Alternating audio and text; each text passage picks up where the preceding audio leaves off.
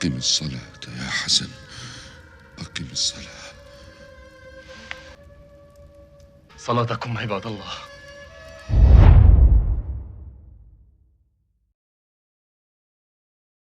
معاویہ اور حسن حسین علیہ السلام سیریز کے ایپیسوڈ نمبر 16 کی اگر بات کی جائے تو یہ یہاں سے شروع ہوتا ہے کہ مالک اشتر جو تھا اس کو امام علی علیہ السلام نے ایجپٹ کے اندر جو کہ مصر تھا وہاں پر گورنر مقرر کر کے بھیجا اور مصر والوں کو خط لکھا جس میں انہوں نے انہیں بتایا کہ مولا علی نے ان کے لیے مالک اشتر کو ان کا امیر مقرر کیا ہے مصر میں۔ تو وہ جو خط تھا جو کہ مولا علی علیہ السلام نے مالک اشتر کو دے کر بھیجا تھا، اس خط کے کچھ الفاظ اس طرح سے تھے کہ اے مصر کے لوگوں، میں نے تمہاری طرف اللہ کے ایک غلام بندے کو بھیجا ہے جو کہ اللہ کا ایک نیک بندہ ہے اور جس کا نام ہے مالک ابن الحارث، اور آگے فرماتے ہیں کہ اس کو سنو اور اس کی اطاعت کرو، کیونکہ مولا علی نے اس کو وہاں پر امیر مقرر کیا تھا۔ تو یہاں سے یہ ایپیسوڈ شروع ہوتا ہے، ایپیسوڈ نمبر 16۔ پھر مالک اشتر کو یہاں پر دکھایا جاتا ہے اور وہ کہتا ہے کہ میری خواہش تھی اور میری خواہش ہے کہ میں امام علی علیہ السلام کے ساتھ ہی رہتا، میں یہاں نہ آتا۔ وہ وہاں نہیں جانا چاہتے تھے لیکن مولا علی نے انہیں وہاں کا امیر بنا کر بھیجا تھا۔ تو اس کا اظہار مالک اشتر کرتا ہے یہاں پر کہ میری خواہش تھی کہ میں آپ کے ساتھ ہی رہتا، یعنی امام علی علیہ السلام کے ساتھ کوفہ میں ہی رہتا۔ تو اس سے یہ ظاہر ہوتا ہے کہ مالک اشتر جو تھا یہ مولا علی علیہ السلام سے دور نہیں ہونا چاہتا تھا، یہ ان کے لویل کمپینین جو تھے، ان کے جو وفادار ساتھی تھے ان میں سے ایک تھے۔ اس کے بعد دکھایا جاتا ہے کہ الاشت ابن قیس امام حسن علیہ السلام سے کہتا ہے کہ یہ جو خوارج ہیں، یہ جو خارجی ہیں، یہ اللہ کی رحمت کے مستحق نہیں ہے۔ تو امام حسین علیہ السلام کہتے ہیں امام حسن کو کہ ہم ان سے کیسے نپٹیں گے جبکہ ان کی تعداد بڑھتی جا رہی ہے اور یہ آپے سے باہر ہو چکے ہیں۔ تو الاشت ابن قیس یہاں پر کہتے ہیں کہ یہ لوگ بہت زیادہ ظلم اور زیادتی کرنے لگ گئے ہیں، اب ہمیں ان کا کچھ کرنا پڑے گا۔ ہم نے بہت صبر کیا ہے،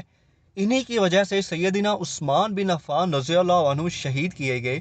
اور اب یہ امام علی علیہ السلام کے پیچھے بھی پڑ چکے ہیں اور یہ ظلم اور زیادتی کر رہے ہیں۔ جیسا کہ آپ کو پتا ہے کہ جو خوارج تھے، ان لوگوں نے جیسے ہی امام علی علیہ السلام خلیفہ بنے تھے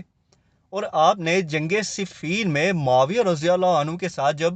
معاہدہ کر لیا تھا تو اکثریت جو مولا علی کی آرمی میں جو لوگ موجود تھے وہ ان سے الگ ہو گئے اور انہی کے خلاف ہو گئے۔ تو اسی چیز کی یہاں پر بات کی جا رہی ہے۔ اور پھر یہ جو خارجی تھے یہ کوفہ میں لوگوں سے پوچھتے تھے کہ تم امام علی کے بارے میں کیا کہتے ہو، اور اگر کوئی امام علی علیہ السلام کے لیے مثبت رائے رکھتا تھا، ان کے لیے دل میں محبت رکھتا تھا، تو خارجی اس کو شدید بے رحمی کے ساتھ قتل کر دیتے تھے۔ اسی کے متعلق یہاں پر بات ہو رہی ہے۔ الاشت ابن قیس کہتے ہیں کہ اب ہمیں مزید صبر نہیں کرنا چاہیے، ہمیں جلد سے جلد ان کا کچھ کرنا پڑے گا۔ تو پھر یہاں پر امام حسن علیہ السلام جو کہ ان دونوں کی باتیں سن رہے ہوتے ہیں اور پھر پیچھے مڑ کر کہتے ہیں کہ تم نے ٹھیک کہا، ہمیں اب ضرور ان کا کچھ کرنا پڑے گا۔ اسی کے بعد جو تھی وہ جنگ نہروان ہوئی تھی، یہ بھی آگے جا کر آپ اسی ایپیسوڈ میں دیکھیں گے۔ اس کے بعد اس شخص کو دکھایا جاتا ہے، اگر آپ نے اس سیریز کے میرے پچھلے ایپیسوڈز دیکھے ہوں تو وہ جو شخص شراب پیتے ہوئے پکڑا جاتا ہے تو پھر مولا علی علیہ السلام محمد بن حنفیہ کو کہہ کر اس کو لوگوں کے درمیان کوڑے لگواتے ہیں اور پھر اسے بند کر دیا جاتا ہے۔ تو یہ اسی کو دکھایا جا رہا ہے کہ وہ ایک طرح سے خود پر غصہ کر رہا ہے کہ اس نے ایسا کیوں کیا، اس نے شراب کیوں پی، اور پھر یہ شخص بھی خارجیوں کے ساتھ ملا ہوا تھا۔ اس کے بعد دکھایا جاتا ہے کہ جنگ نہروان کو یہاں پر فلمایا گیا ہے۔ امام علی علیہ السلام کو جیسا کہ آپ سب کو پتا ہے نہیں دکھایا گیا اس سیریز میں، تو ان کے جو دو شہزادے تھے امام حسن اور حسین علیہ السلام، ان کو یہاں پر دکھایا گیا ہے کہ وہ جو خارجی تھے ان کے سامنے ان کو خطاب کرتے ہیں اور کہتے ہیں کہ جو کچھ بھی تم لوگ کر رہے ہو اس کا نہ تو تمہیں کوئی فائدہ ہے بلکہ تمہیں اس کا سراسر نقصان ہے اور تمہیں جلد اس کا پتہ چلے گا۔ اور پھر امام حسن علیہ السلام نے یہاں پر کہا کہ امیر المومنین نے کہا ہے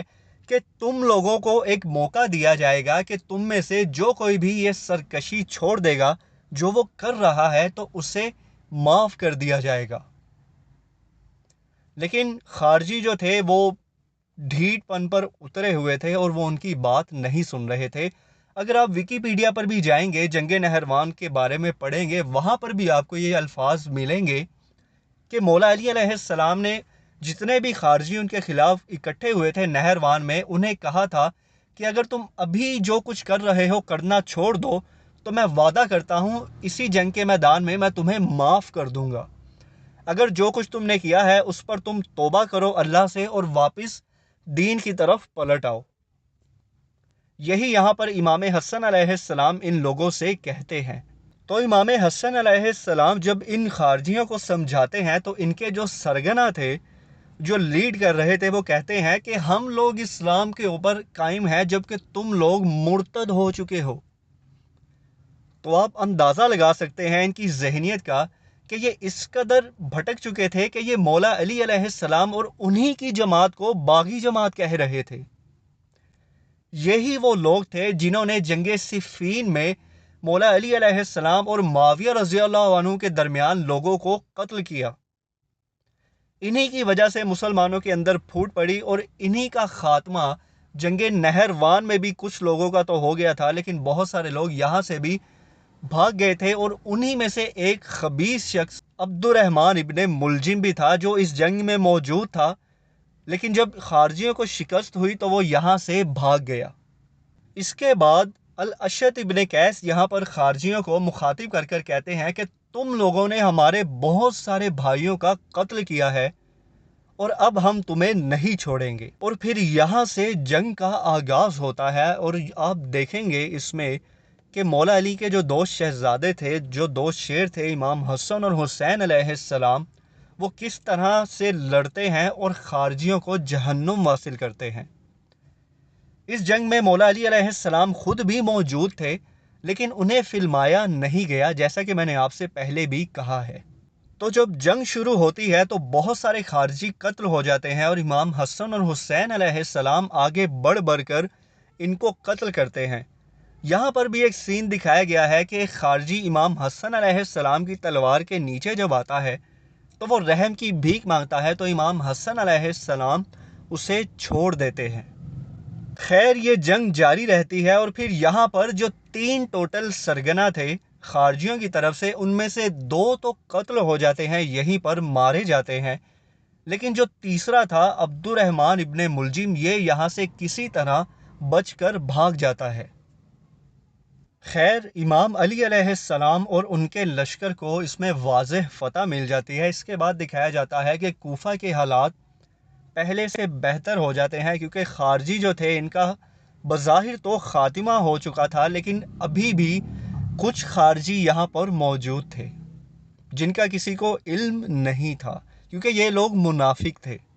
اس کے بعد دکھایا جاتا ہے کہ محمد بن حنفیہ اور ان کے ہمراہ ابو بکر بن علی اور عمر بن علی موجود ہوتے ہیں، اور آپ ام کلثوم بنت علی علیہ السلام کے گھر آتے ہیں، جو کہ سیدنا عمر بن خطاب رضی اللہ عنہ کی بیوی تھی، امام علی علیہ السلام کی بیٹی۔ ان کے گھر یہاں پر آتے ہیں تو آگے سے ان کا ایک بیٹا باہر آتا ہے، اور وہ محمد بن حنفیہ سے کہتے ہیں کہ خوش آمدید میرے خالو۔ تو ان کے ساتھ عمر بن علی موجود تھے، وہ مسکرانے لگے اور کہتے کیا صرف محمد بن حنفیہ ہی تمہارے خالو ہیں یا ہم بھی تمہارے کچھ لگتے ہیں؟ تو وہ مسکرانے لگتے ہیں اور کہتے ہیں کہ بے شک آپ دونوں بھی میرے خالو ہیں، کیونکہ محمد بن حنفیہ کے ساتھ ابو بکر اور عمر بن علی بھی موجود تھے۔ اس کے بعد محمد بن حنفیہ اس سے کہتے ہیں کہ کیا حال ہے تمہارا اے ابن فاروق؟ تو وہ کہتے ہیں کہ اللہ کا لاکھ لاکھ شکر ہے۔ اس کے ساتھ وہ مسکرا کر کہتے ہیں کہ میں بھلا کیسے ٹھیک نہ ہوں کہ جس کا والد عمر ابن الخطاب اور نانا امام علی علیہ السلام علی ابن ابی طالب ہیں۔ اس کے بعد یہ چاروں اندر چلے جاتے ہیں۔ اس کے بعد دکھایا جاتا ہے کہ عبد الرحمن ابن ملجم، جو کہ جنگ نہروان سے کسی طرح بچ کر بھاگ گیا تھا، وہ آتا ہے کوفہ میں اور ایک شخص کے پاس آتا ہے، تو وہ شخص اسے دیکھ کر حیران ہوتا ہے۔ تو یہ یہاں پر کچھ فلمایا گیا ہے، اس کے بارے میں زیادہ اس کی ڈیٹیل یہاں پر نہیں بتائی گئی۔ اس کے بعد بڑا ہی خوبصورت سین فلمایا گیا ہے کہ امام حسن اور حسین علیہ السلام مارکیٹ میں، بازار میں آتے ہیں، تو یہاں پر ایک شخص آتا ہے امام حسن علیہ السلام کے پاس اور ان سے کہتا ہے کہ میرے دماغ میں کچھ سوالات ہیں جن کا میں آپ سے ذکر کرنا چاہتا ہوں تاکہ آپ مجھے ان کے بارے میں بتائیں۔ تو امام حسن علیہ السلام وہاں پر کھڑے ہو جاتے ہیں، مسکرانے لگتے ہیں اور اس شخص سے کہتے ہیں کہ تم جو کچھ پوچھنا چاہتے ہو تم پوچھ سکتے ہو۔ تو یہاں پر وہ شخص ایک ایک کر کے ان سے سوالات کرتا ہے اور امام حسن علیہ السلام اس کے ہر سوال کا مسکرا کر اس کو جواب دیتے ہیں۔ تو امام حسن علیہ السلام مسکرا کر اس کے سارے سوالوں کے جب جواب دیتے ہیں تو پھر اس سے کہتے ہیں کیا تم کچھ اور بھی مجھ سے پوچھنا چاہتے ہو؟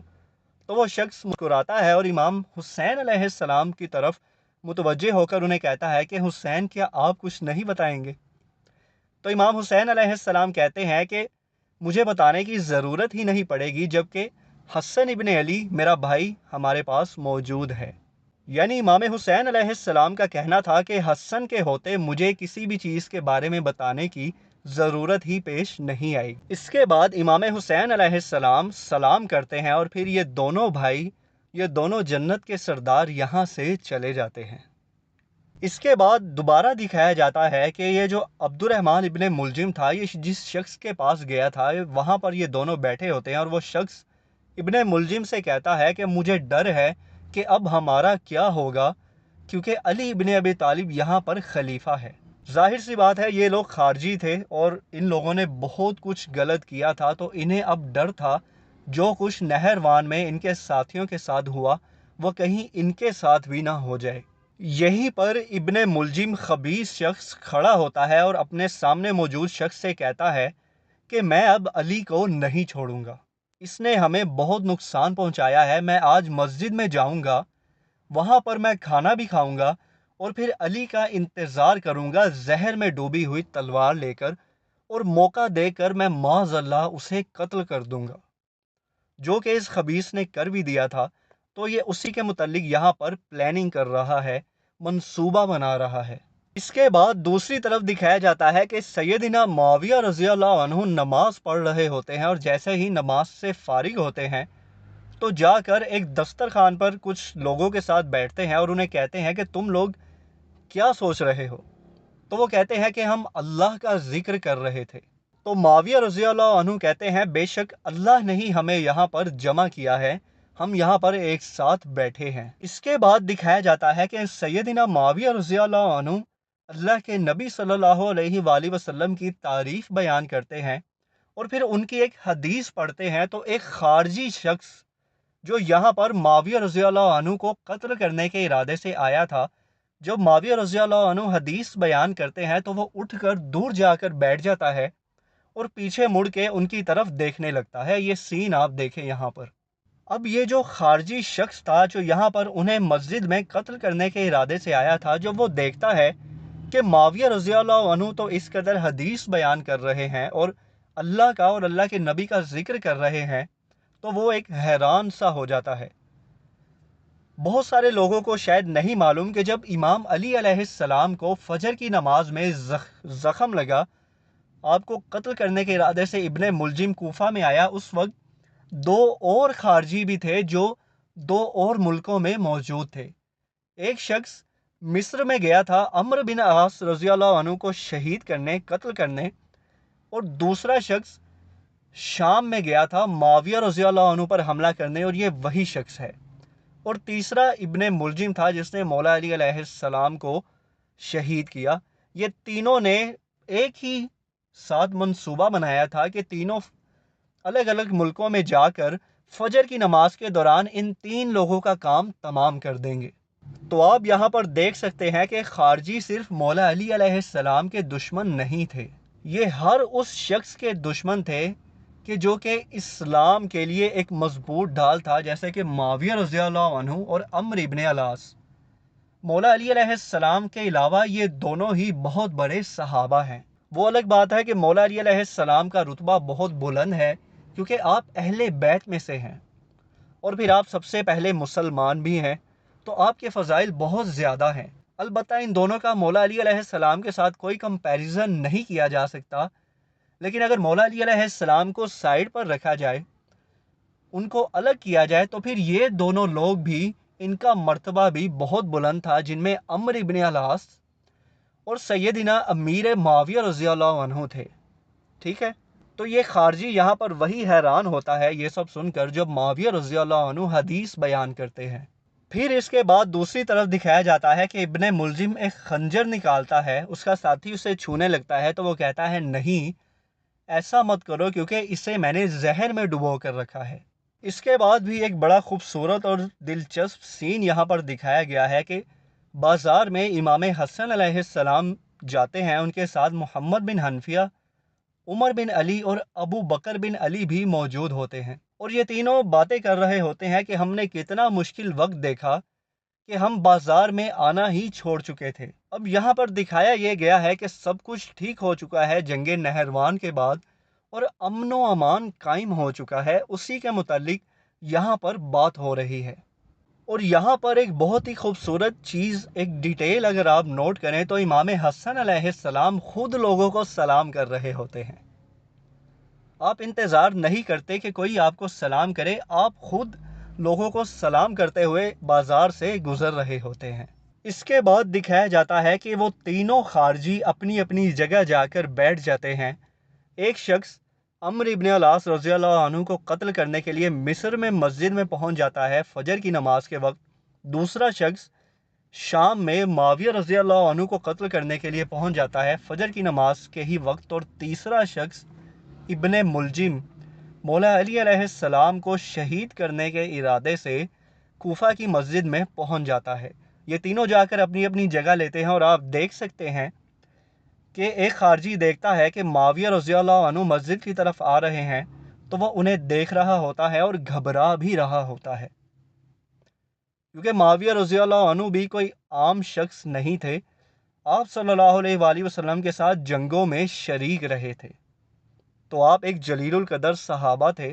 تو یہ شخص زہر میں ڈوبا ہوا خنجر لا کر ان کی کمر پر وار کرتا ہے. دوسری طرف دکھایا جاتا ہے کہ ابن ملجم کھڑا ہوتا ہے جیسے ہی مولا علی علیہ السلام کو مسجد میں آتا ہوا دیکھتا ہے تو ایک خبیث شخص ان کا پیچھا کرتا ہے اور ان کے پیچھے ایک صف میں جا کر کھڑا ہو جاتا ہے. جیسے ہی مولا علی علیہ السلام نماز شروع کرتے ہیں تو یہ خبیث شخص زہر میں ڈوبی ہوئی تلوار لے کر امام علی علیہ السلام کے سر پر وار کرتا ہے، جس سے آپ زخمی ہو کر زمین پر گر جاتے ہیں.